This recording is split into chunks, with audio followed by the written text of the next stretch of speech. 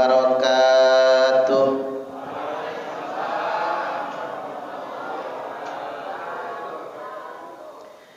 Bismillahirrahmanirrahim. Alhamdulillahilladzi khalaqal khalqa 'alal itlaq. Fatiras samawati wal ardi wa basitil arzaq. Asyhadu an la ilaha illallahul malikul khallaq. Wa asyhadu anna Muhammadar Rasulullah al-mab'utsu litatmimi makarimal akhlaq. Allahumma salli wa sallim ala sayyidina Muhammadin wa ala alihi wa ashabihi wa man tabi'ahum bi ihsanin ila yaumit talaq. Amma ba'du. Yang saya hormati Ketua Ta'mir Masjid Al-Hikmah Bapak Haji Johan Effendi beserta jajaran kepengurusan Ta'mir Masjid. Yang saya hormati Bapak Ketua RT yang pakai masker merah ya Pak ya? Iya. Karena maskernya nomor 3 itu soalnya.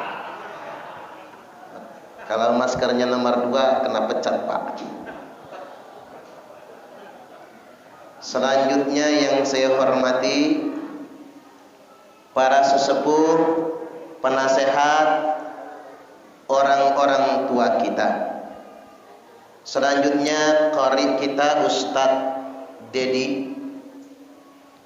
Orangnya sih agak katrok tampilannya, tapi suaranya cetar membahana. Ngalah-ngalahin suara Sahrini Pak. Mantap ngajinya, menggetarkan hati kita. Yang saya hormati Ustadz Nur Kholis. Beliau ini Ketua JRA Bandar Lampung, betul ya? Jam'iyah Ruqyah Aswaja. Juga ada beberapa praktisi yang datang. Ada Ustadz Hari Nasori tadi dari Jati Fajar Baru ya. Kemudian Ustadz Joko juga masih kepala sekolah nggak di Miftahul Jannah Ustadz Jokonya. Tim hadrah yang juga hadir pada kesempatan kali ini, bapak-bapak dan ibu-ibu jamaah peringatan Maulid Nabi. Apa kabar Bapak Ibu, sehat? Alhamdulillah. Malam ini kita pengajian dalam posisi masa pandemi COVID-19. Tapi pemerintah sudah merumuskan ini masa new normal. Artinya kita boleh beraktivitas, tapi dengan menerapkan protokol kesehatan. Walaupun saya nggak mau bikin cemas Pak, saya ingin sampaikan dokter saja yang sudah pakai APD, alat pengaman diri yang lengkap, udah kayak astronot, masih kena virus corona. Kalau masker kita ini kita pakai bisa mencegah sebagai upaya. Cuman saya kalau lagi ceramah nggak bisa pakai masker. Lama-lama ngap, bau jigong.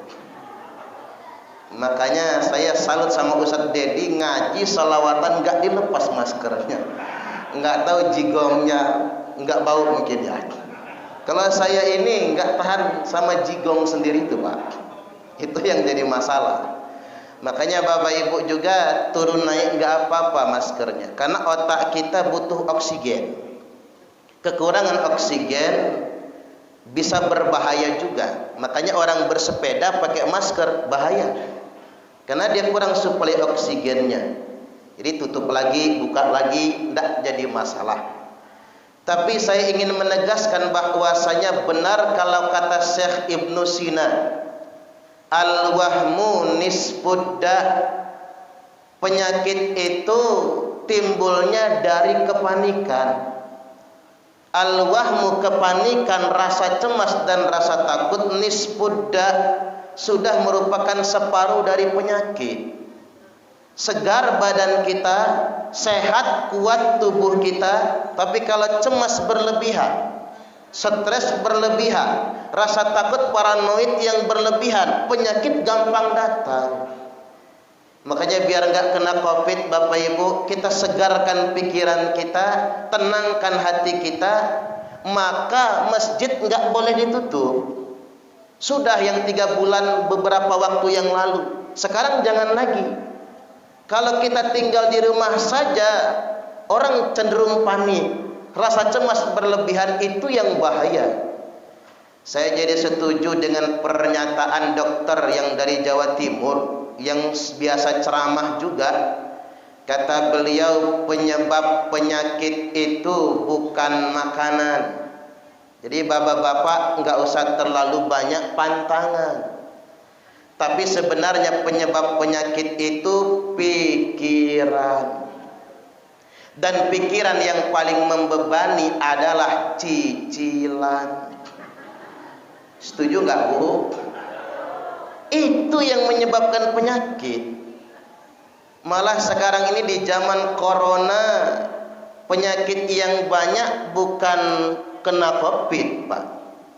Penyakit yang paling banyak itu stres, efeknya gas asam lambung. Sudah ada korbannya, Lina, tahu Lina? Mantan istrinya Sule. Malah sebelum corona ya. Itu kena gas asam lambung karena faktor pikiran. Naik ke jantung bagian bawah, gagal jantung. Orang Indonesia nyebutnya masuk angin duduk. Itu karena pikiran. Nggak lama nyusul Ashraf Sinclair, suaminya BCL, Bunga Citra Lestari. Masa idahnya sudah selesai itu, Pak. Kalau bapak-bapak kenalan bisa kenal ke sana. Itu kena gas asam lambung juga.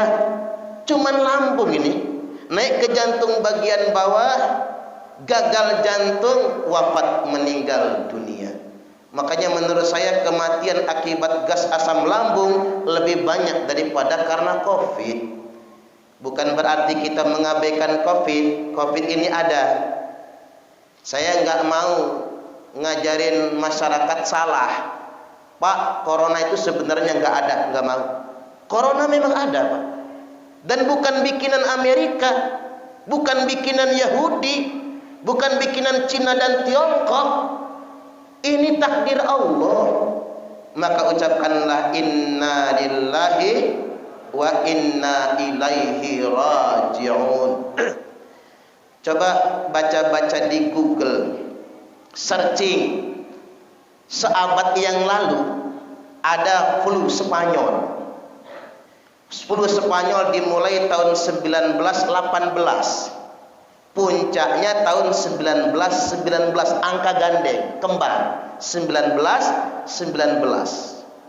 Yang bikin kita tercengang, korban kematian virus flu Spanyol mencapai 100 juta orang meninggal dunia. Bandingkan, bandingkan sama COVID, baru 500.000 sedunia ini, Pak. Kalau dibandingkan dengan flu Spanyol tidak seberapa. Sedangkan COVID cuma 1,5 jutanya. Narik lagi ke belakang tahun 1817. Puncaknya di tahun 1818. Angka kembar lagi, flu Prancis. Jutaan orang juga meninggal dunia. Di abad kita ketemu angka kembar lagi. 20. Dimulai 2019. Puncaknya 2020 COVID-19 ini. Makanya saya ini nggak ribet mikirnya, Pak. Wah, pokoknya ini takdir Allah, sudahlah. Kembalikan kepada Allah, jangan mikir yang bukan-bukan. Ketinggian mikir malah stres. Kalau dikembalikan kepada Allah, tidak ada satupun yang terjadi di muka bumi ini kecuali atas kehendak Allah. Cuman saya mohon sama pemerintah, jangan lockdown, jangan lagi stay at home kayak 3 bulan dulu itu Pak. Repot. Pengajian nggak boleh, Jumatan nggak boleh, ke masjid nggak boleh. Bapak Ibu, 40 hari 40 malam saja tidak berangkat pengajian, cukup bekalnya masuk neraka. Tak ulang lagi, 40 hari 40 malam saja nggak pernah berangkat pengajian, cukup bekalnya masuk neraka. Nah saya 40 hari 40 malam, apalagi 3 bulan nggak diundang pengajian, habis bekal saya. Ya juga ya Pak ya. Allahu Akbar. Makanya jangan, kemarin sudah cukup stay at home. Stay at home itu sejak zaman dulu ada Pak. Sejak zaman Nabi, zaman tabi'in. Kan ada keterangan dari Imam Sufyan Ats-Tsauri, ulama tabi'in 14 abad yang lalu. Hadza zamanus sukut waluzumul buyut waridha bil quds ila antamut. Zaman ini adalah zaman di mana kita mesti banyak diam, betah-betah di rumah. Waluzumul buyut, lazimkan betah-betah tinggal di rumah, jangan pecicilan. Enggak usah jalan-jalan ke Hong Kong, enggak usah jalan-jalan ke Amerika, enggak usah gegayaan ke Jakarta. Waridho bil qut, ridhoi dengan persediaan makan yang ada, jangan boros, maksudnya ila antamut, sampai engkau mati. Begitu saya baca keterangan dari Imam Sufyan Ats-Tsauri, ini ulama tabi'in 14 abad yang lalu Pak. Ternyata stay at home ini sejak zaman biyen sudah ada. Ya gara-gara corona kita pintar bahasa Inggris kan, stay at home. Sekolah dari rumah, home schooling. Ngajar dari rumah, home teaching. PNS kerja dari rumah, home working. Yang kasihan buruh harian, dirumahkan tanpa digaji. Bahasa Inggrisnya home pimpa alaihum gambre. Makanya daripada kita ribut-ribut corona ini punya siapa, mending yang kaya bantu yang lemah, yang miskin. Yang bergaji bantu yang dirumahkan, yang di PHK. Setuju nggak kira-kira? Ini Allah menguji kepedulian kita semua. Karena begini Bapak Ibu, sesuap nasi yang engkau masukkan ke dalam perut orang yang lapar itu lebih baik daripada membangun 1000 masjid. Ini kata Syekh Abdul Qadir Al-Jailani. Ngapa sih umat Islam nggak berhenti-berhentinya bermewah-mewah, bermegah-megah? Masjid sudah bagus bongkar lagi, bangun baru lagi, udah bagus bongkar lagi, duitnya miliaran, puluhan miliar, belasan miliar. Saya sempat diingatkan dan saya tersinggung Pak. Tersinggung kan karena saya punya rasa demikian, makanya saya tersinggung. Kalau nggak tersinggung berarti saya nggak demikian. Apa peringatannya Ustadz? Dakwah itu sebenarnya bukan di mimbar. Dakwah itu bukan di panggung ceramah.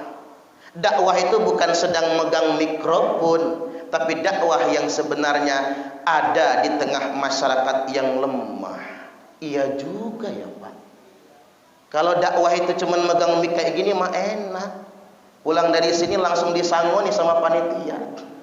Kalau lupa juga Pak Johan ngantar ke rumah, nyuruh Ustaz Nurholis. Saya kadang-kadang terus serang saja Pak, bukan munafik, yang bukan sok-sokan. Pulang ceramah disangoni itu rasa-rasa pahalanya habis di situ. Jujur saja sebagai manusia. Apa pahala saya selesai di amplop ya? Tapi nggak diterima saya, kan begitu. Allahu Akbar. Saya terpukul dengan peringatan itu.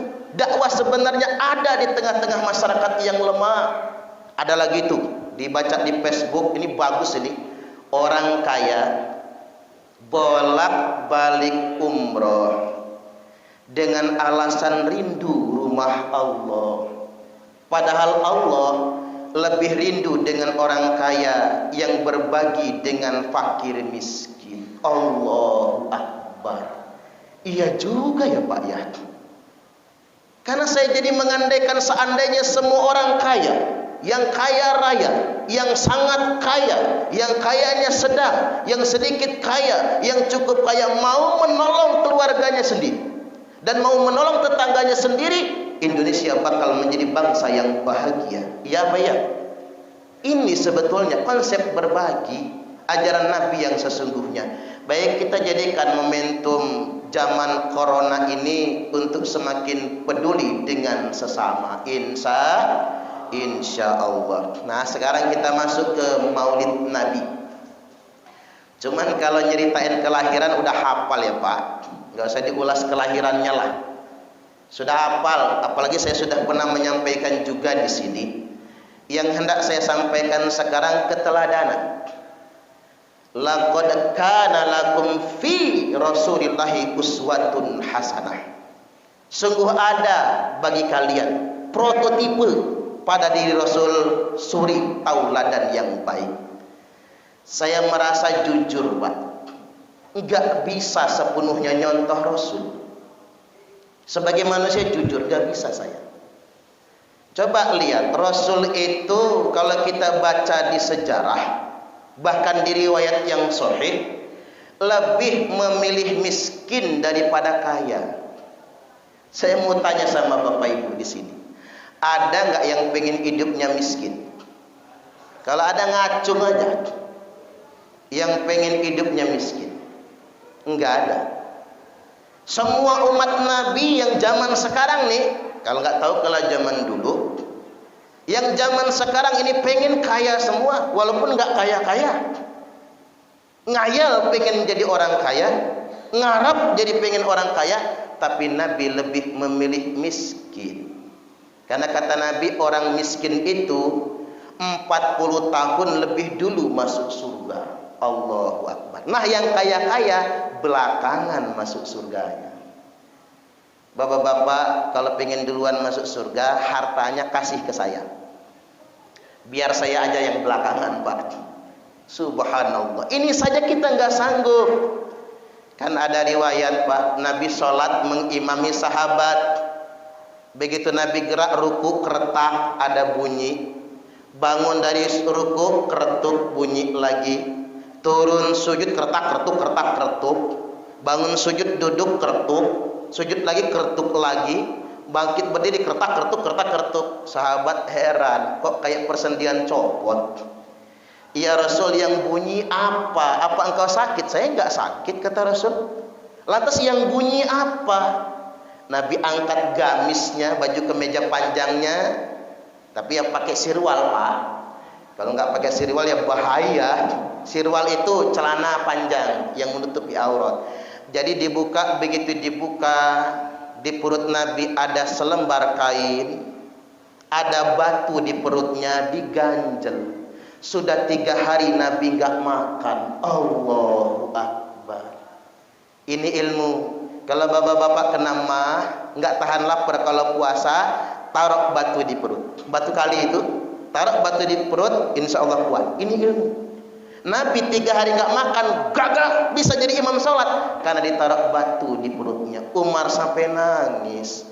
Kalau engkau bilang ya Rasul, nggak punya beras di rumah, kami antar beras. Nabi tersenyum.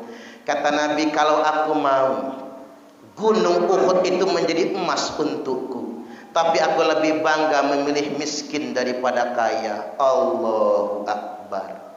Saya aja nggak keturutan ini. Makanya kita ini nggak bisa merasa hebat. Nggak ada yang benar-benar ingin pas mencontoh Nabi. Nggak sanggup kita.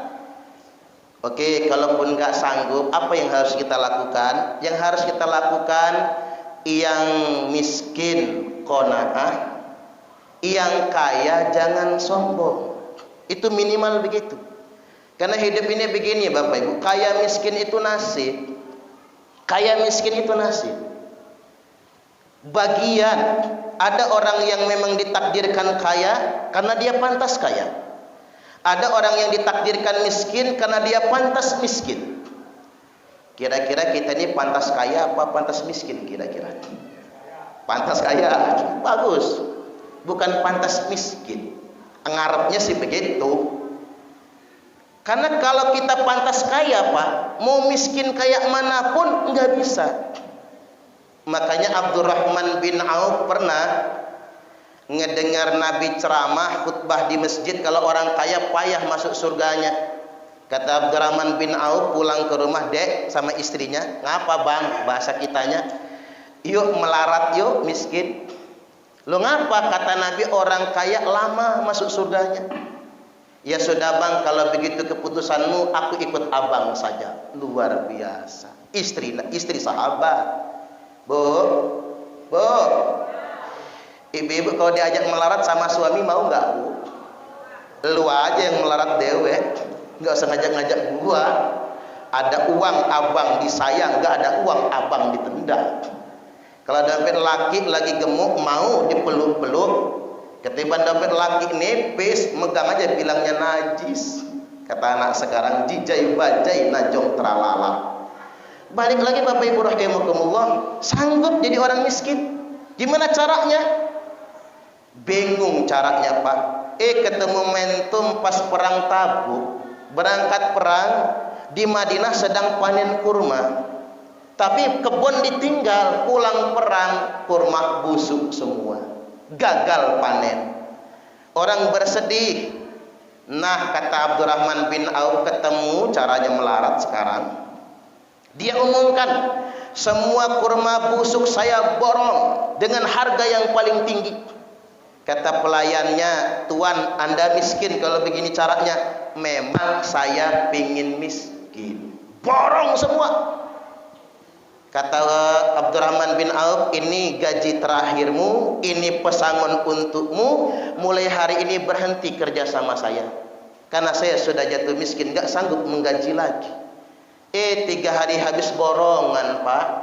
Datang utusan Raja Yaman. Nyari kurma busuk sebanyak-banyaknya. Akan dibayar dengan harga 3 kali lipat karena di Yaman sedang ada virus corona. Makanya obatnya kurma ya Pak ya. Ada virus di Yaman, ada wabah taun. Nah kata tabib di Yaman obatnya kurma busuk.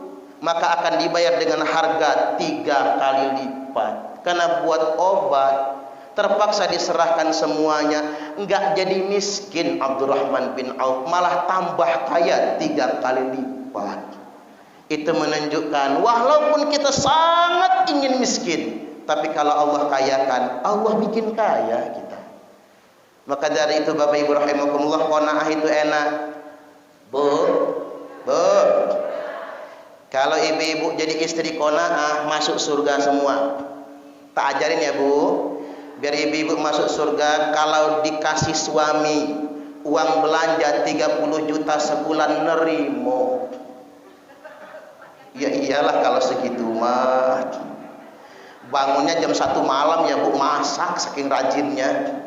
Dikasih 20 juta nerimo.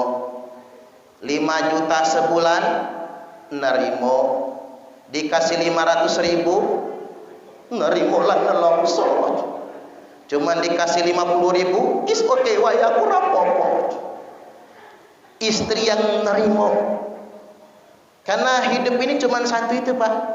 Kalau pengen bahagia ya syukuri apa yang ada. Jangan lihat punya orang. Makanya kata ibu saya, jangan lihat awan berjalan. Halah kinai awan berjalan. Tundoi saja baik keting. Waduh, ini bahasa Inggris ini Pak. Bahasa Inggris king stone. King itu raja, stone itu batu. Batu raja. Halah kinai awan berjalan, tundoi saja baik keting. Jangan lihat awan yang sedang berjalan, nanti kesandung. Lihatlah jempol kaki. Saya ingat betul Pak wasiat ibu saya man, ame dihisar lah lama dihisar. Ini ngerti ya Pak ya? Ame dihi miskin lah lama dihi miskin. Dek de tumben, gak heran lagi. Kalau kita susah nak, sudah lama kita susah. Kalau kita miskin, sudah lama kita miskin. enggak tumben jadi orang miskin. Enggak usah lihat punya orang, syukuri yang punya kita. Allahu Akbar. Sakti nasihat ibu saya itu, Pak. Cobalah kalau kita ngedongak punya orang panas, Bu. Tetangga beli kulkas panas, tetangga beli teko kepo, tetangga beli cincin, beli kalung bingung, tetangga beli motor gemeter, tetangga beli mobil menggigil, tetangga beli ceret mencret. Habis hidup, Pak. Apalagi panas-panasan punya orang. Gak enak hidup yang sedemikian rupa. Syukuri yang punya kita. Kalau kita mampu mensyukuri yang punya kita, hidup akan bahagia. Setuju gak kira-kira? Enak hidup begitu. Bapak-bapak ini, Bu, saya kasih tahu sama ibu-ibu di belakang. Pada akhirnya kebahagiaan bapak-bapak bukan punya rumah yang megah.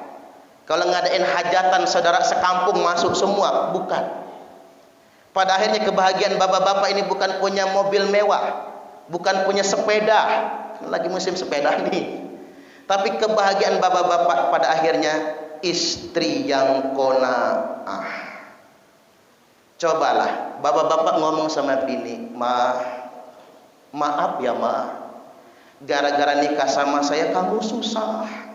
Tinggal kita ngontrak, kendaraan cuman sepeda. Tapi ibu jawabnya apa? Enggak kok, Pak. Papa pahlawan bagi kami. Walaupun kita cuman punya sepeda, anak kita soleh semua, nurut semua. Papa adalah kebanggaan kami. Luar biasa. Coba kalau ibu-ibu jawabnya begini, iya sial gua dapat laki lu. Coba saya jadian sama Pak Johan Effendi, jadi bos saya. Allahu Akbar. Enak betul, Pak. Walaupun kaya raya, mobil mewah banyak, rasakan, Pak, kalau punya bini cerewet. Udah cerewet ngeluh terus, ngambek terus. Enak gak kira-kira? Enggak enak. Makanya hidup yang qanaah itu mendatangkan kebahagiaan. Saya ini kan lama nggak punya anak. Dulu zaman Pak Mario sering menghadirkan saya, almarhum ya Pak. Itu kan belum punya keturunan saya. Susah punya anak itu. Nah anak saya sekarang sudah 5 tahun usianya. Alhamdulillah. Nah kemarin gara-gara stay at home, istri saya hamil lagi. Alhamdulillah. Makanya corona membawa berkah. Saya bingung mau dinamain corona apa gimana anaknya. Pokoknya pas stay at home itu, Pak. Stay at home ngembat terus soalnya. Akhirnya hamil lagi. Allahu Akbar. Anaknya perempuan. Mudah-mudahan jadi anak solihah. Allahumma amin. Yang pertama laki, yang kedua perempuan, pas sepasang. Walaupun masih pengen nambah lagi anak, bukan istri ya. Jadi begitu anak saya, namanya anak kecil, minta mainan, pulang ceramah, Pak. Anak kecil kan gampang dibohongin. Beliin aja mainan 10.000 kan. Begitu mampir ke tempat mainan, kasih ke anak, Masya Allah, kita buka pintu mobil, dia langsung nyambut, dikasih mainan jingkrak-jingkrak. Makasih ya Bi, makasih ya Bi. Ada rasa bangga loh, Pak. Bangga betul. Mainan 10.000, anak kita ngomong makasih ya Bi. Makasih, hore-hore, jingkrak-jingkrak. Nah ibu-ibu bisa nggak, Bu? Kalau ibu-ibu dikasih suami duit, jingkrak-jingkrak gitu juga. Hore, makasih ya Pak. Luar biasa. Ini mah nggak dikasih duit cemberut. Kurang ini mah, astagfirullahaladzim. Suami tukang bangunan, gajian Sabtu, begitu bersama istri, monyong. Allahu Akbar, capek jadi kuli bangunan Pak. Kepala jadi kaki, kaki jadi kepala. Kulit bercampur semer, ngaduk pasir. Mana di tempat kerjaan dimarah sama tuan rumahnya, atau karena marah sama bosnya. Di rumah begitu gajian Sabtu, istri nggak syukur, lelah rasanya. Tapi kalau istri sumringah, terbayarkan. Maka hidup yang qanaah itulah yang bahagia. Oke, kita nggak bisa persis nyontoh Nabi, tapi qanaah. Nah yang kaya jangan sombong. Kalau ketiban kaya seakan-akan nggak punya lawan. Saya tanya, ada nggak orang kaya sombong? Banyak. Orang miskin sombong? Tambah banyak. Kan ada hadisnya Pak, al-kibriya'u minal aghniya'i qabih. Orang kaya sombong jelek. Walakinnahu minal fuqara'i akbah. Tetapi orang miskin sombong tambah jelek. Orang pinter sombong jelek. Orang bego sombong tambah jelek. Pejabat sombong jelek. Rakyat sombong tambah jelek. Ibu-ibu yang cantik-cantik sombong jelek. Nah, ibu-ibu yang jelek sombong tambah jelek. Ada nggak orang jelek sombong? Yang mana orangnya? Maju. Allahu Akbar. Jangan takabur. Karena biasanya orang yang pamer-pamer, Pak, hatinya miskin. Makanya saya setuju, kaya itu bukan soal harta, tapi kaya itu soal rasa. Ya, Pak ya. Laisa lagina an katratil arad. Bukanlah kaya raya itu karena kalian banyak perhiasan. Tuh ibu-ibu disindir. Bukan kaya raya itu karena banyak perhiasan. Apa orang kaya itu kalau kondangan 5 jari dipasangin cincin semua. Bawa tasnya aja begini. Begitu masuk taruh digoyang-goyang. Tuing. Apa itu orang kaya? Bukan. Apa orang kaya itu pakai gelang sampai siku? Masya Allah. Wayahnya pengajian berkipas dia Pak, kuncering. Udah kayak ketimpringan. Apa orang kaya itu pakai kalung gede banget? Mohon maaf, saya pernah ngisi acara ibu-ibu heb, arisan tingkat tinggi, istrinya orang kaya, tapi nggak usah disebut nama judulnya apa, nggak enak. Nanti dia nonton nggak undang saya lagi ceramah soalnya Pak. Jadi nggak usah disebut. Orang heb kaya semua. Pengajiannya nggak tanggung di hotel. Kita mah di masjid, kita mah di lapangan, di rumah, dia mah di hotel. Begitu saya masuk ruangan, ibu-ibunya berdiri semua. Selamat datang Bapak Ustaz. Kalungnya gede-gede Bu. Ada yang kayak cilok, bulet. Ada yang kotak-kotak, ada yang liontinnya itu segede pentolan bakso setan itu. Nah, Allahu Akbar. Apa itu orang kaya? Bukan juga. Laisa lagina an katratil arad. Bukanlah kaya raya itu karena kalian banyak perhiasan, walakinil lagina guna nafsi, tapi kaya yang sebenarnya kaya jiwa kalian semua. Ini hidup paling enak itu begitu. Lapang dada. Kita lagi punya rezeki lebih, berbagi sama saudara, ngasih tetangga, sedekah sama orang tua. Karena sedekah sama orang tua itu pahalanya 100.000 kali lipat. Bi mi'ati alfin wahya 'alal abawain. Bapak ibu yang ngasih orang tua pahalanya 100.000 kali lipat. Allahu Akbar. Jangan sayang makanya. Jangan kayak anak zaman sekarang, pinter tapi bego. Udah sukses merantau ke Jakarta, nelpon mamanya, "Ma, masih punya duit?" "Masih."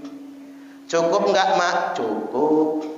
"Enggak, Mama, terus terang aja, mau dikirim lagi enggak?" "Enggak usah, Nak." "Lo ngapain nanya? Kalau ada kirim saja." Yang namanya orang tua paling pinter berbohong sama anak. Makan susah Pak, enggak pernah pakai lauk, paling banter sambal terasi. Suatu hari dapat besek dari tetangga, isinya rendang Padang, disuapin semua sama anaknya kan. Anaknya nanya sama emaknya, "Ma, Mbak nggak makan rendang?" Apa jawab ibunya? "Emak nggak suka rendang, Nak." Subhanallah, saking bohongnya Pak. Demi anak, ibu pandai berbohong. Makanya ibu saya berkata lagi, ini hadis bahasa Inggris lagi nih hadisnya Pak. "Ame anak lemah, umak dek dena minta. Ame anak sare, umak nangis siang malam." Saya terjemahkan dulu ya Pak. Kalau anaknya susah, kalau anaknya kaya, ibu nggak pengen minta. Betul nggak Bu? Nggak pengen minta. Kalau dikasih ya mau. Tapi ya jangan ditawarin kayak tadi itu loh. "Ame anak sare siang malam umak nangis." Saya akan ngontrak Pak, 3 kali diusir dari kontrakan karena nggak kebayar. Nggak cerita sama ibu saya. Begitu bikin rumah di Durian 1, Pak Johan pernah ke sana. Pak Mario yang sering ke sana dulu almarhum. Ibu saya datang ke sini sujud di tengah rumah nangis. Makasih ya Allah. Lo ngapun nangis, Mak? Nak, 3 kali kau diusir dari kontrakan. Lo kok dia tahu? Umat tahu dari mana? Kamu nggak usah cerita, Nak. Ibu tahu segalanya. Ibu itu tidak bisa dibohongi, kata dia. Cuman umat nak nolong, dari mana duitnya? Kamu Allah beri kemudahan punya rumah di sini, luar biasa Bapak Ibu. Itulah seorang ibu. Siang malam dia berdoa, siang malam dia menangis. Maka dari itu saya ingatkan kepada anak-anak, terutama tim hadrah itu yang masih anak-anak, anak Rismawan, Rismawati, jangan sekali-kali sia-siakan orang tua. Nyesel kalau dia sudah nggak ada nantinya. Nyesel betul. Saya ngambil hikmah maulid ini penting bagi kita Bapak Ibu. Saya jadi punya saudara jauh ya Pak, punya anak 5 di Lampung, dia tinggal di Palembang. Nengok anaknya yang di Katabumi, orang kaya sebenarnya. Kata anaknya, ndak aku Mak. Umak jangan ikut saya anak perempuan. Yo Mbak, ya masukin dulu mobil ke halaman kan. Baru buka pagar udah ngomong kayak gitu. Apa kata ibunya, siapa yang mau ikut kamu? Saya cuma mau main ke sini. Yang nyupir ponakannya sendiri itu. Akhirnya dia pergi ke Bandar Lampung, anak laki-laki. Nginep di sana semalam, pas sarapan pagi, Mak, aku nak ke kantor. Saya mau ke kantor. Istri saya juga mau ke kantor. Umak mohon maaf, kalau umak tinggal di sini, nggak ada yang ngurus. Mending umak ke Palembang saja. Anak saya masih sekolah semua, kata dia. Saya PNS, istri saya PNS. Enggak, kata ibunya. Saya nggak minta diurus sama kamu orang. Tinggal sendiri di Palembang. Putar balik Pak, pas di jalan macet Bandar Jaya itu, dia pesan sama ponaannya, kalau saya mati, jangan bawa saya ke rumah anak satupun dari 5 anak saya. Kalau kamu bawa ke rumah anak saya, kamu tak antuin, kata dia. Jadi hantu saya.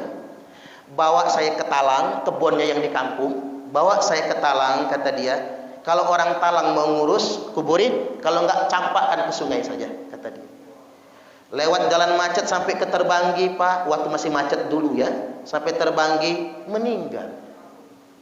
Begitu dibawa ke Talang, 5 anak bawa mobil semua. Baru turun mobil, ada yang geblak. Ada yang nangis sejadi-jadinya. Mereka menangis bukan karena sayang sama ibunya, tapi karena merasa menyesal. Mengapa tak mengurus ibunya? Makanya jangan pernah sia-siakan orang tua selagi dia ada. Nyesel kalau nggak ada lagi nantinya. Orang bijak berkata, perlakukan orang tuamu seperti raja, maka rezekimu pun akan seperti rezeki para raja. Tapi awas, kalau engkau memperlakukan orang tuamu seperti pembantu, maka rezekimu pun akan seperti rezeki pembantu. Capek nyarinya, tapi tidak akan pernah berkah selama-lamanya. Saya melihat orang besar ya Pak SBY jadi presiden, saking memuliakan ibunya. Pak Jokowi jadi presiden, sangat memuliakan ibunda Sujatmi yang baru meninggal masa corona kemarin. Pak Khairul Tanjung, orang pribumi asli terkaya nomor 1 di Indonesia. Kalau non prinya banyak ya Pak. Beliau kalau nggak salah tuh nomor 5. Orang pribumi asli terkaya. Punya anak cuman 2 lagi, istri cuman 1. Punya Transmart di mana-mana, Trans TV, Trans 7, hotel di mana-mana. Anak singkong, orang kampung yang miskin. Tapi karena dia memuliakan ibunya, rezekinya dilipat gandakan oleh Allah Subhanahu wa taala. Saya tidak pernah melihat orang yang sangat berbakti sama ibunya hidupnya sengsara. Hidupnya malah diberkahi oleh Allah Subhanahu wa taala. Makanya sekali lagi, kalau kita nggak sanggup kayak Nabi memilih miskin, setidaknya kalau kita dikasih pas-pasan, qanaah saja. Ketimbang dikasih lebih, jangan lupa untuk berbagi. Insya Allah. 1. Ini 1 aja udah lama ceramahnya ya Pak ya. Yang kedua sekarang, Nabi itu gelarnya Al-Amin. Gelar ini bukan orang Islam yang ngasih. Bangsa Arab jahiliyah, kaum musyrikin Mekah, kaum Quraisy, itu yang ngasih gelar. Saking Nabi ini dapat dipercaya dan nggak pernah bohong. Tambah lagi beliau punya sifat wajib siddiq. Siddiq, amanah, tabligh, fatonah. Bahasa kitanya kalau mau tak simpulin begini, pintar sekaligus benar. Inilah revolusi peradaban, menciptakan generasi yang pintar sekaligus benar. Karena hancurnya negara, kerjaan orang gak benar. Iya Pak ya. Indonesia ini sudah banyak orang pintar, orang baik yang kurang. Indonesia ini sudah banyak orang pintar, yang benar kurang. Kan kalau dibanding-banding begini Pak, ada orang goblok nggak benar, sama orang pintar nggak benar. Mafsadatnya masih kecilan orang goblok nggak benar. Kalau orang goblok nggak benar, paling nyuri kotak amal masjid. Di Al-Hikmah pernah kehilangan kotak amal. Pernah ya Pak? Nah itu kerjaan orang goblok nggak benar. Saking gobloknya nyuri kotak amalnya hari Sabtu. Padahal Jumat udah kita hitung isinya itu. Begitu bongkar tinggal kerincingan. Rasain loh, dapatnya cuman kerincingan. Kalau orang goblok nggak benar, berangkat ke masjid bawa sendal jepit, pulangnya nenteng sendal kulit. Ini yang goblok nggak benar nih. Mafsadatnya kecil, goblok nggak benar, agak ngelawan, paling banter jadi begal motor. Tapi kalau orang pinter nggak benar, nah ini yang ngancurin ini Pak. Yang pinter-pinter nggak benar, karena ada isu tuh dana Covid ini disimpangkan, kan begitu. Ini kerjaan siapa tuh? Orang pinter nggak benar. Yang korupsi kan yang pintar-pintar semua, ya Pak ya. Makanya kita ini cemas Bapak Ibu. Indonesia ini mayoritas Muslim, Muslimnya terbanyak sedunia internasional, tapi korupsinya ranking 4, ranking 4 sedunia internasional. Enggak ranking 1 Pak, ranking 4. Masih mending lah. Makanya saya jadi ingat perkataan Gus Dur, almarhum Gus Dur, presiden yang keberapa itu? Keempat ya, setelah Pak B.J. Habibie. Kata Gus Dur, bangsa di dunia ini dibagi menjadi 4 golongan. Ada bangsa yang sedikit bicara dan sedikit bekerja. Ini bangsa mana? Somalia, Nigeria. Karena kelaparan Pak, kurang makan di sana. Kalau banyak ngomong lemes. Makanya saya sebelum ceramah tadi makan dulu, biar gak lemes Pak. Ya kalau nggak makan malah lemes, ngomong banyak, nggak bisa teriak-teriak. Yang kedua ada bangsa yang sedikit bicara tapi banyak bekerja. Ini bangsa paling hebat nih, Jepang, Korea. Negaranya seuprit Jepang itu, tapi dia menjajah dunia tempo dulu. Karena ngapa? Mereka ngomongnya dikit, kerjaan banyak. Korea juga begitu. Korea itu negara jajahan. Hampir semua penjajah pernah masuk Korea. Tapi mereka sedikit bicara, banyak bekerja, besar mereka. Yang ketiga ada bangsa yang banyak bicara dan banyak bekerja. Ngomongnya banyak, kerjanya banyak. Ini Amerika dan Cina.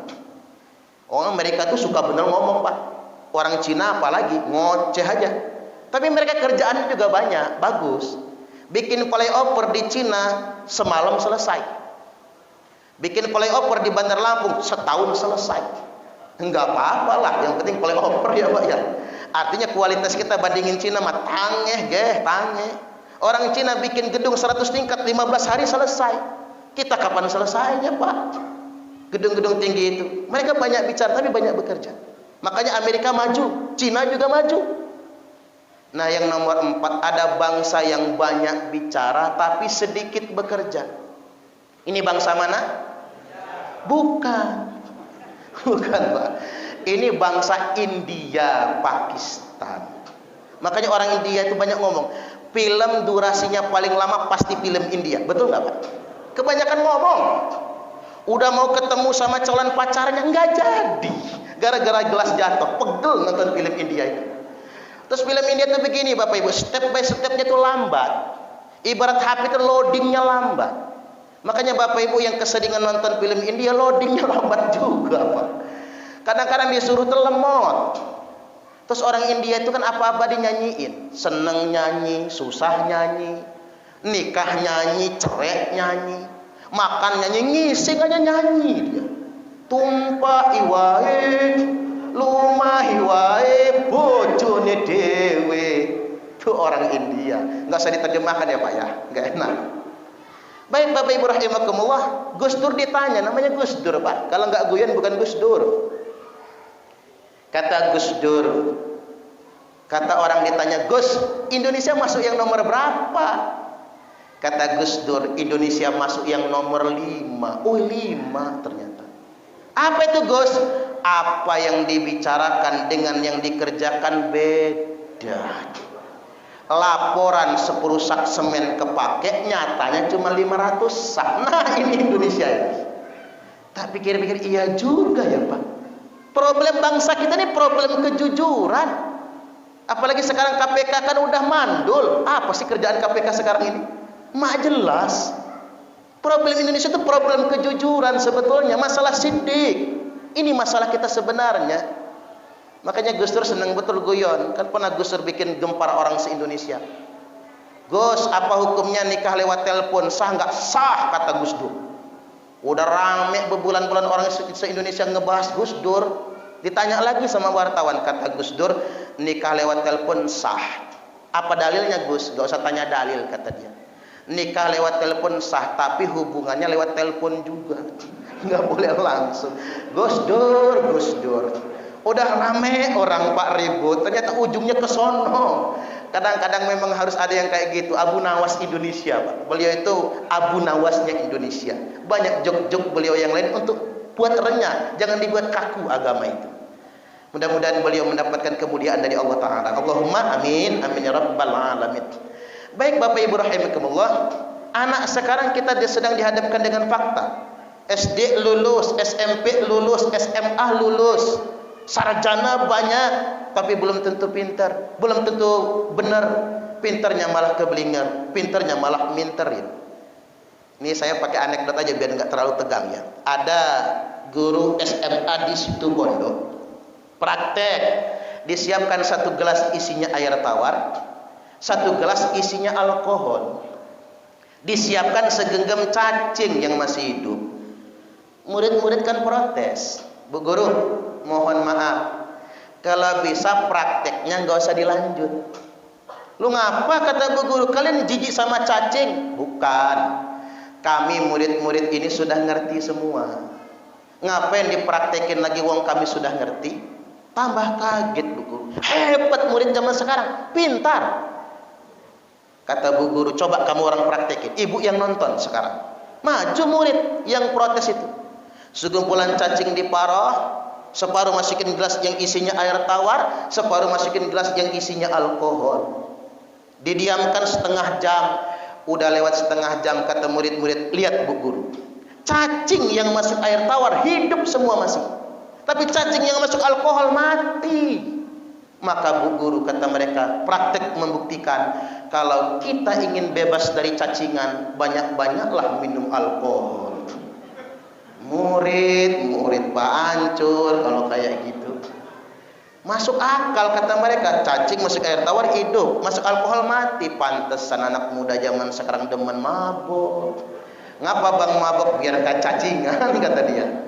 Ini yang disebut dengan pinter tapi keblinger Pak. Pinternya sih pinter, berani ya berani, tapi belum tentu benar. Makanya Bapak Ibu, anak-anak harus ngaji. Gimana sih kita membuat anak itu pintar dan benar? Yang nggak mau yang ngaji. Usahakan ke pondok ya Pak. Pondoknya jangan tanggung lah, Jawa Timur sekalian, Jawa Tengah, Jawa Barat, kejauhan ya Lampung, tapi usahakan mondok. Sungguh bangga Bapak Ibu punya anak, ditanya, nak mau mondok? Mau Pak, luar biasa.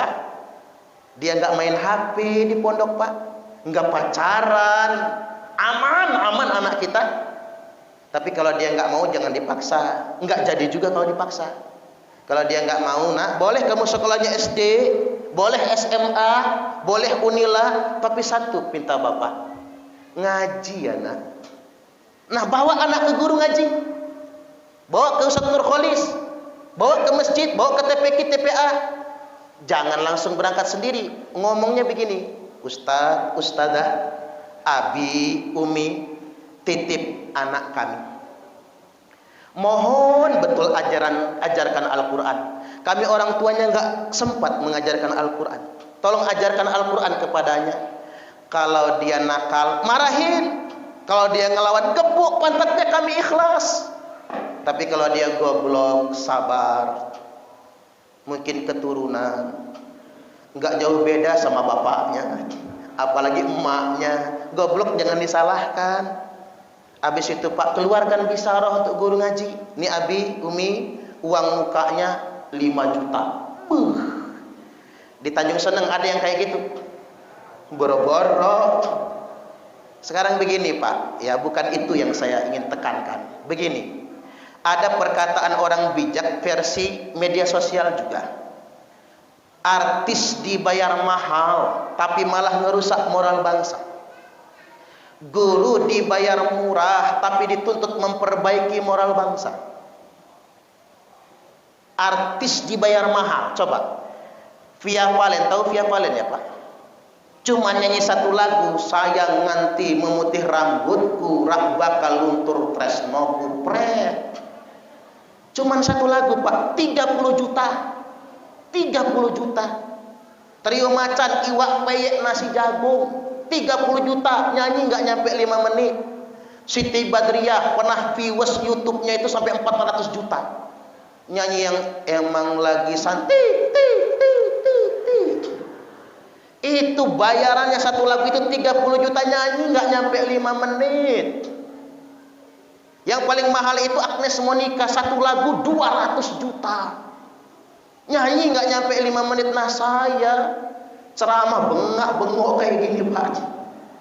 Udah mau 1 jam ini nggak segitunya, tapi ikhlas. Guyon Pak jangan diambil hati Pak Johan Effendi. Nanti beliau mikir, nah 30 juta nih, bangkrut masjidnya. Makanya saya kalau ditanya tarik itu nggak mau Pak, malu. Karena ngapa? Saya ceramah belum tentu orang cocok sama isinya. Iya nggak kira-kira? Belum tentu orang dapat intinya. Kadang-kadang ibu-ibu pengajian tuh ditanya, Mak ngaji apa tadi? Lucunya doang yang diingat Pak. Nggak diingat apa pesannya, apa yang diceramahinnya, nggak ingat. Allahu Akbar. Baik Bapak Ibu rahimakumullah, guru dibayar murah, tapi dituntut memperbaiki moral bangsa. Saya heran dengan sekolah-sekolah munafik Pak. Daftar ulangnya bayarannya jutaan, belasan juta. SPP-nya ada yang 600.000 sebulan, 1 juta sebulan. Gaji guru 800.000 sebulan. Allahu Akbar. Sekolahnya megah. Tanya Ustaz Joko ya, karena kepala sekolah. Sekolahnya megah, daftar ulangnya mahal, tapi gaji guru 900.000 sebulan. Buat pulsa aja nggak cukup yang kayak gitu tuh. Allahu Akbar. Guru dibayar murah, ya kalau PNS enak, apalagi sudah dapat sertifikasi. Apalagi guru ngaji, nggak dapat sertifikasi, nggak dapat gaji. Makanya guru ngaji adalah guru paling ikhlas sedunia internasional. Karena belum pernah ada guru ngaji demo minta diangkat PNS. Iya nggak kira-kira? Mudah-mudahan Allah muliakan para guru ngaji. Allahumma amin. Baik, lanjut ini. Udah mau 1 jam. Yang ketiga, keteladanan kita sama Nabi yang hendak saya sampaikan. Nabi itu Bapak Ibu sangat memuliakan wanita. Beliau bujang, nyaksiin peradaban Arab jahiliyah. Wa idza busyira ahaduhum bil unta dhalla wajhuhu muswaddan wa huwa kadhib.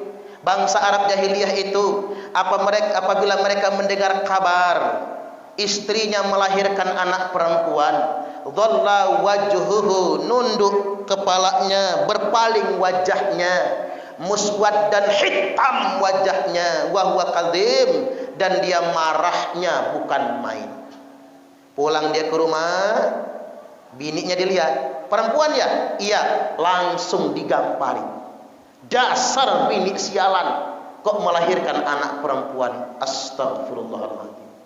Di tengah zaman kayak gitu Nabi Muhammad bujang, komit takkan menikahi gadis. Dia ingin tunjukkan bagaimana cara memuliakan kaum perempuan. Maka yang dinikahi janda umur 40 tahun, Nabi umur 25. Cobalah bapak-bapak kalau punya anak bujang umur selawe, sarjana, ganteng, pinter, minta nikah sama janda umur 40. Ngasah golok Pak. Enggak kembali upah sunatan itu. Tapi Nabi menikahi janda. Kata orang karena kayanya, bukan, karena ingin memuliakan kaum perempuan. Habis akad nikah langsung dibawa ke depan Ka'bah, pegang batu Hajar Aswad. Nabi bersumpah, wallahi, wallahi, wallahi, demi Allah, demi Allah, demi Allah, saya bersumpah, kata Nabi, tidak akan kawin lagi selama engkau masih hidup. Makanya menurut sunnah Nabi, Pak, boleh bapak-bapak kawin lagi, boleh bapak-bapak poligami, tapi tunggu bini pertama mati dulu. Bini gua nggak mati-mati, Ustaz, racun aja, Pak. Itu Nabi saking memuliakan kaum perempuan, padahal di Mekah nggak ada orang yang nggak poligami di zaman itu. Setelah Khadijah wafat, Nabi menduda 3 tahun lamanya. Kalau saya nggak sanggup, Pak, 3 tahun menduda. Nikah lagi dengan istri kedua, namanya Saudah, nenek-nenek umur 60 tahun. Makanya Pak Johan kalau mau nikah lagi, carilah yang 60 tahun. Itu ibarat mobil-mobil mogok itu. Ibarat barang udah rongsokan, Pak, boro-boro kepake, nyerpis terus. Setelah Saudah wafat, Nabi hijrah ke Madinah, barulah Nabi menikahi Aisyah Ummul Mukminin radhiyallahu anha. Nabi itu, Pak, paling banyak memuji istri. Saya kasih tahu sama bapak-bapak, Pak, angka perceraian sedang tinggi. Yang banyak menggugat cerai istri, dan sudah banyak laporan istri punya orang ketiga. Usut punya usut karena istri nggak pernah dipuji suami. Ketiban reunian alumni SMA atau alumni SMP ketemu mantan pacar waktu cinta monyet. Kata mantan pacarnya, kamu dari dulu nggak pernah berubah. Beuh, rayuannya. Di rumah dimaki suami, dicaci suami. Makanya begitu dipuji orang kelepek-kelepek. Makanya suami yang baik kayak Nabi memuji istri. Makanya Nabi itu kalau muji Aisyah apa? Ya Humairah, wahai yang kemerah-merahan. Bu, pernah dipanggil kemerah-merahan? Boro-boro. Kadang-kadang ibu itu maulah, Pak, dipanggil kemerah-merahan. Kerudung pink udah makainya, baju pink, androknya pink, maskernya pink, sendalnya pink, kaos kaki pink, bedaknya pink, gloss onnya pink, lipstiknya pink. Ketiban lewat depan laki, bukan dipanggil kemerah-merahan, malah dipanggil anak babi. Mau kemana ya? Mentang-mentang anak babi pink juga. Terus Sofiyah, Pak, istri Nabi, apa kata Nabi? Jamilatun min ba'id, malihatun min qarib. Dari jauh tampak cantik, dari dekat tampak manis. Itu istri-istri Nabi. Enggak pernah tidak dipuji oleh Rasulullah sallallahu alaihi wasallam. Baik, yang berikutnya Bapak Ibu rahimakumullah, hanya saja memang harus berbanding lurus. Kalau ibu-ibu mau suaminya ngikutin nyontoh Nabi, ya ibu-ibu juga harus nyontoh istri Nabi. Makanya perempuan kuncinya cuma satu, taat suami. Ibu-ibu kalau pengen masuk surga, taat suami. Kalau pengen masuk neraka, ngelawan suami. Gampang, suami lagi tidur, sepak palanya. Gratis masuk nerakanya. Enggak usah bayar kaplingan di neraka. Baik, kita masuk ke bagian yang terakhir sekarang, Pak. Ini yang tidak boleh dilewatkan. Falamma jaa yaumul isnin min syahri Rabiul Awwal. Tibalah hari Senin bulan Rabiul Awwal. Jadi Nabi itu lahirnya Senin, meninggalnya wafatnya juga Senin. Bapak Ibu ada nggak yang wafat, yang lahirnya hari Sabtu? Besok. Kalau ada siap-siap aja, Pak. Jangan-jangan besok matinya. Karena umat Muhammad itu dimatikan pada hari dia dilahirkan. Rata-rata, tapi nggak semua. Rata-rata. Nah, hari itu singkat cerita, dicabut nyawa Nabi oleh Israel. Assalamualaikum ayyuhan Nabi. Alaikassalam ya Israel. Ada apa, kata Nabi? Kamu datang ke sini sekedar ingin bertamu atau ingin mencabut nyawa saya? Muhammad, kata Israel, saya datang ke sini ingin bertamu. sekaligus ingin mencabut nyawamu. Kalau boleh, kalau enggak boleh, aku akan pulang lagi. Allahu Akbar. Tapi kalau kita yang dicabut enggak nanya, Pak, langsung, enggak pamitan, enggak. Baik, kata Nabi, ngobrol-ngobrol sama Jibril dulu, tarik nyawa saya. Maka dicabut nyawa Nabi pelan-pelan dari ubun-ubunnya. Yang pertama kali mati telapak kaki. Makanya ini ilmu buat bapak-bapak. Orang kalau telapak kaki sudah melengkung begini, sudah mulai melengkung, berarti sudah mulai ada tarikan. Itu paling lama umurnya 3 hari mati. Coba lihat telapak kaki masing-masing, Pak. Kalau sudah melengkung, siap-siap saja.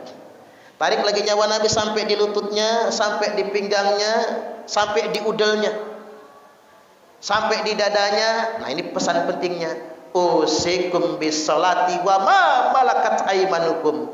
Aku wasiatkan kepada kalian, kata Nabi, jaga solat dan jaga amanah yang sudah dibebankan kepada kalian. Jaga solat. Jangan kayak kata orang, solat zuhur mepet asar, asarnya numbur maghrib, maghribnya mentok isya, isyanya ketiduran, subuhnya kesiangan. Ketiban sholat subuh niatnya usalli fardhos subhi rakataini mustaqbilal qiblati, kodoan lillahi ta'ala. Lo kok kodoan, Pak? Jam 8 sholat subuhnya. Istrinya nyusul, usalli fardhos subhi rakataini mustaqbilal qiblati, kesiangan lillahi ta'ala. Lo kok kesiangan, Bu? Jam 9 sholat subuhnya. Nanti anaknya lebih pintar, usalli fardhos subhi wal dhuhri wal asri wal maghribi wal isya'i kroyoan, oplosan lillahi ta'ala, hancur sholatnya. Pesan Nabi. Mengapa demikian? Karena kita tidak sanggup mengamalkan semua ajaran Islam, maka minimal jagalah sholat. Maka ditarik lagi nyawa Nabi sampai di kerongkongan, terdengar kalimat ittaqun nisa, ittaqun nisa, ittaqun nisa. Hati-hati dengan wanita, jaga wanita, karena banyak laki-laki yang hancur gara-gara wanita. Tarik lagi nyawa Nabi, habis suaranya. Ditempel kupingnya Imam Ali, terdengar kalimat lagi, as-sholat, as-sholat, as-sholat, sholat, sholat, dan sholat lagi. Ummati